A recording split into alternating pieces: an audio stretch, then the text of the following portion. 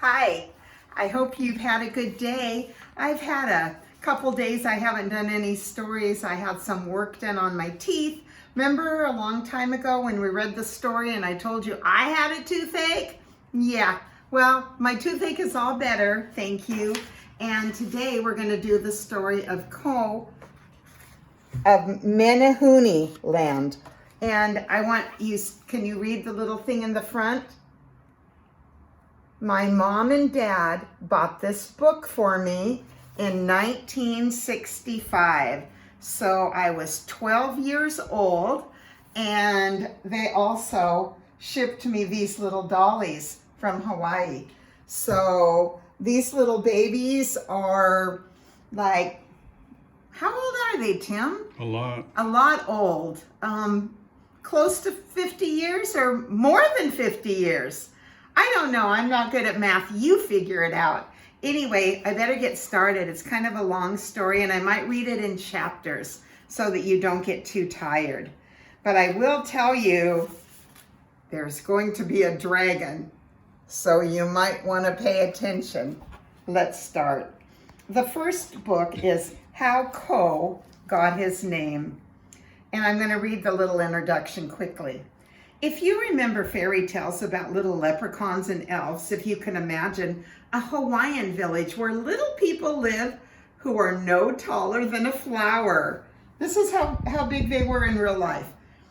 If you can would like to meet a little boy who lives there, if you can follow him in and out of mischief, if you can hold your breath until he gets back home from his exciting adventures, if you like to laugh at funny things that little boys say and do, you will love Kauai of Menehuneland, for surely somewhere in the legends of the Menehunes, there must have been a little boy just like Kauai.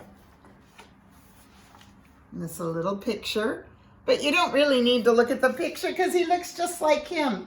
Recently, he had his little headband on around his head, but when Karina was over, she was playing with the doll, and the little headband was so old, she didn't do anything. She just touched it, and it just crumbled apart.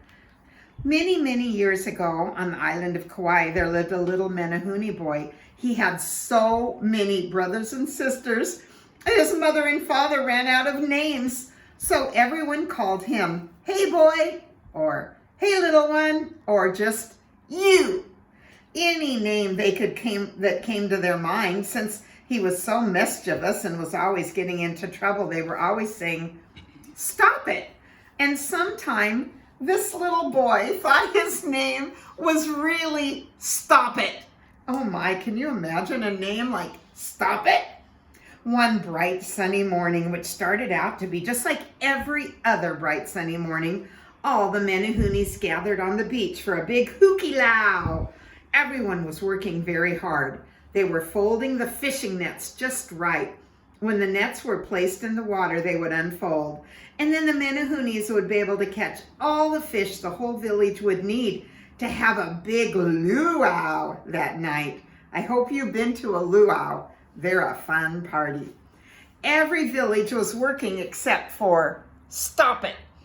He was sure his name was Stop It this morning because every time he tried to do anything, he heard someone say, "Hey boy, stop it. Hey little one, stop it. You're standing on the net. Hey you, stop it.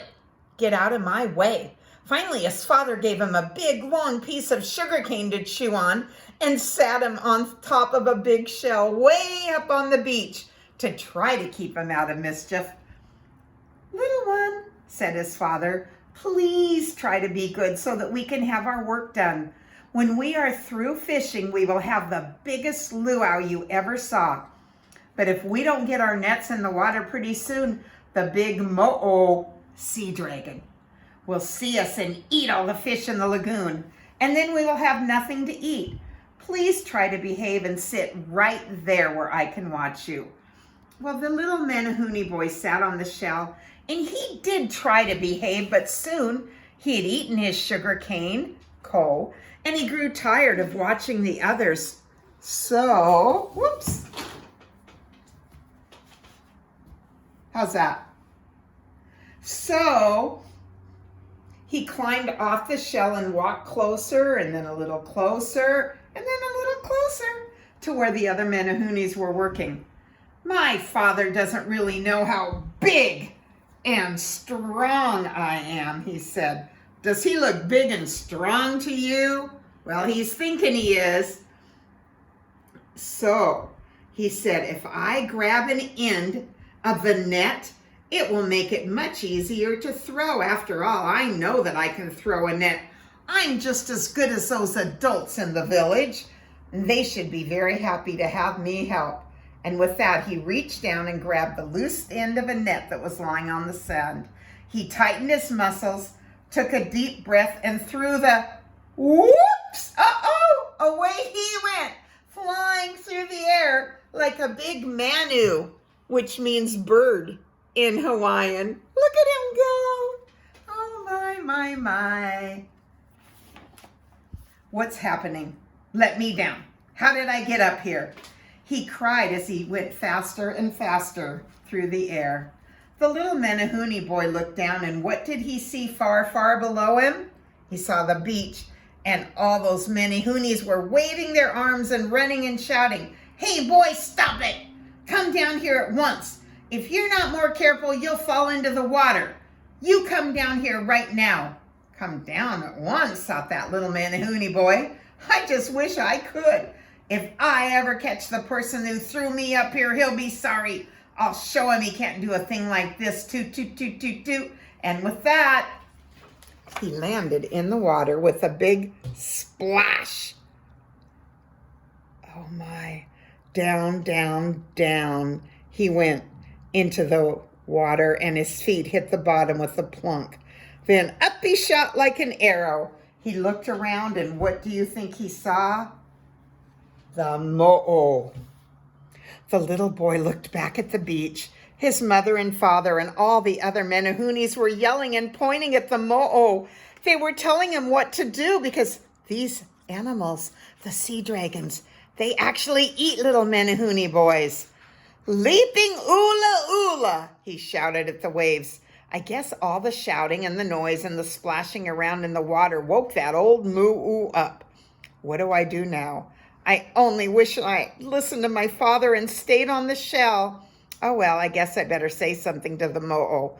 Mother has always said I should be very polite to strangers, and leaping ula ula, he is very strange. And with that, that little Menehune boy looked up at the big mo'o, gulped, and his most polite voice, he said, "Aloha, kaka'ihaka," which means good morning, "Mr. Mo'o." "Don't aloha kaha kaka'akihaki me, little boy," said the mo'o. "You woke me up, and now I'm so hungry. I am going to eat all the fish in the net. You are a noisy Menehune, and you must learn a lesson." Look at him in the water. And there's the sea dragon. "Oh, please stop it! If you do that, I'll be in a whole lot of trouble again. If you eat all the fish, they will all blame me for not having the luau tonight. I am always getting into trouble, and everyone is always scolding me, and I'll have to stay in the house. And my father won't have any coal for a month, and I'm all out of breath from talking now, and talking so fast."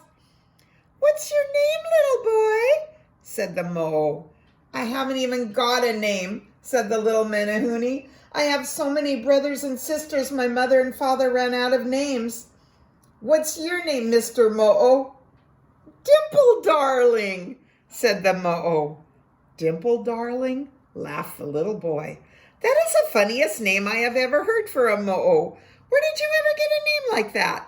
And he laughed, and he laughed, and he laughed, and he laughed, and then he saw that Dimple Darling did not think there was anything funny about his name.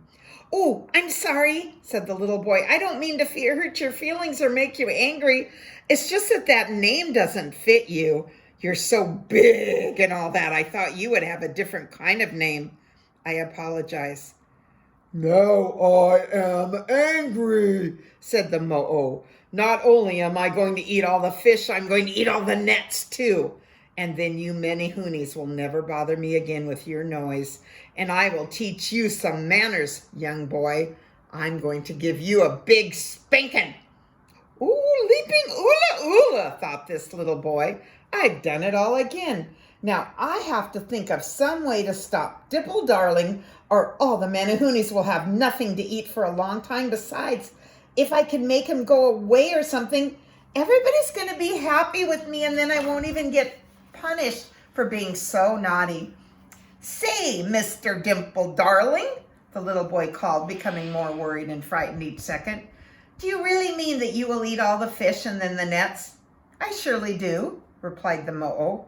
"But don't you know if you eat all those fish, you'll get a stomachache and you could get really sick, and then it isn't good for anybody to eat so many fish. And I know of another little Menehune boy named Kimo. He ate a whole lot of fish once at a luau, and he was really, really sick for a long time. And if you eat them without cooking them, you could get sick. And sometimes you can get a fish bone stuck in your throat the way I did once, and it was awful. And my father had to hold me upside down and pat me on my back because I hadn't waited for someone to help take the bones out of the fish before I ate it. And leaping oola oola, you're so big that there isn't anyone in our village who could hold you by the tail and pat you on the back and help you cough up the bone. You might get stuck in your throat if you eat all those fish, and you might get the net caught in your teeth, and it might even pull your teeth out, and then how would you ever be able to eat again? Besides, isn't there anything else that you might like to eat better than fish and fish nets?" He said that all in one breath. He wished he could talk on and on so that Dimple Darling would stand there and not go off to eat the nuts. "I don't know if there is anything else I might like to eat," said Dimple Darling. "I've never eaten anything except raw ia, and sometimes, if I'm very angry, I even eat the nets."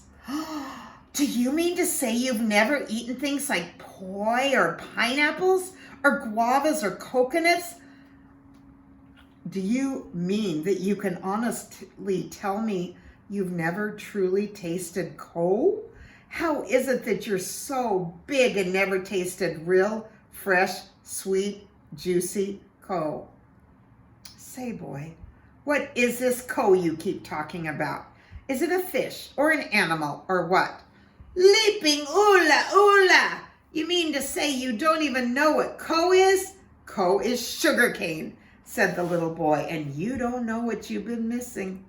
"No, I guess I don't," said Dimple Darling. "Could you possibly get me some to try? And maybe, if I like it, I won't spank you the way I said I would when you made fun of my name." The little Menehune boy started to think. Maybe if he could get the big Mo-o to follow him up the beach to get some sugar cane, he wouldn't be able to get back into the water, and he would be the hero in the village. He tried to think of a good way to get the Mo-o to follow him to the sugar fields. "Say, Dimple Darling, since you've never tasted kou, will you follow me? I will take you to the cane fields, and we can both eat all we want to." "Oh, I'd love to go," said Dimple Darling, "but if I get out of the water and I get on the beach, I will never be able to get back in the water again. So I guess I'll never get to taste that wonderful kou you keep talking about. I'll just eat all the fish and nets after all." The little Menehune boy thought, and suddenly he remembered something. "Hey, Dimple Darling," he called excitedly, "I know how we can get you some kou. There is a big puka hole under the edge of the rocks that leads to a lava tunnel under the island. This lava tunnel ends up right in the middle of the kou fields.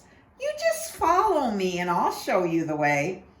Now, there really was a big puka, all right, and it was at the end of a lava tunnel, but that tunnel did not lead to the kou fields. It ended just a little way up under the beach. You see, sometimes little kou Menehune boys tell little lies to the sea dragons.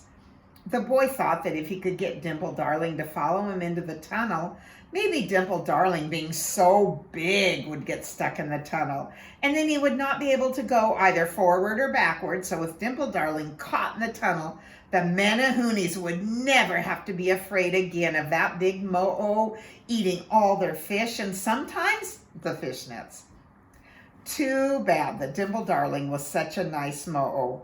He wouldn't have much fun living under the beach in a lava tunnel. The little Menehune boy started swimming towards the shore. See him swimming? The Dimple Darling followed close behind him. The little boy's mother and father were very worried because they were watching, but there was nothing they could do to help. And so they kept watching. As soon as he was close to the puka, the little Menehune boy turned around in the water and said to the mo'o, "Dimple Darling, take a deep breath. We're going to have to swim underwater to get into the puka. Now when I count to 3, take a deep breath under the water. 1, 2, 3, dive." And dive they did. Down, down, down they went until they came to the puka. Then quick as a flash, that little Menehune boy swam into the opening with Dimple Darling right behind him. They swam and swam on and on into the tunnel. Dimple Darling started to have a little trouble getting through the tunnel, but he pushed and pushed while he swam further and further up the tunnel. All the while he was thinking how good this ko would taste.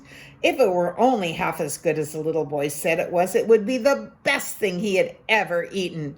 Finally, the little boy stopped swimming and pushed his feet against the bottom of the tunnel. Up he shot, swift as an arrow. He's just starting to go up until he popped out of the water and straight through a little tiny hole in the top of the tunnel. But poor Dimple Darling, he forgot that he was much bigger than Menehune, and as he popped towards the surface of the water, kerboom! He hit his head right on the roof of the tunnel. "Boy, stop! Come back! I can't get out! Help me, or I will give you a spankin'!"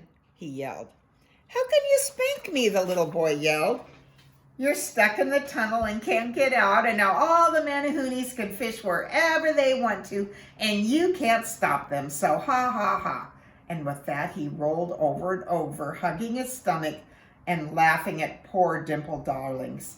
All the Menehunes came running over to hug him and thank him over and over for catching the mo'o.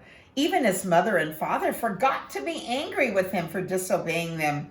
They were so happy to see him safe and sound. Everybody crowded around him and asked him again and again to tell him how he fooled that big mo'o.